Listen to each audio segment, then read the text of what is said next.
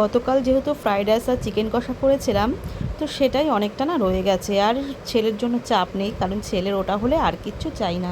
সেই হিসাবে আজকে ভেবে নিয়েছিলাম যে আজকে না সেরকম রান্নাবান্না করব না। আর এদিকে বাড়ির মানে যেই কাজগুলো আমার করা হয় না সব সময়, রান্না যেহেতু আজকে সেরকম চাপ নেই, আগেই ঠিক করে নিয়েছিলাম বেশি কিছু রান্নাবান্না করব না। সেই কারণে না সেই সমস্ত টুকিটাকি কাজকর্ম আজকে অনেকটা করতে পেরেছি।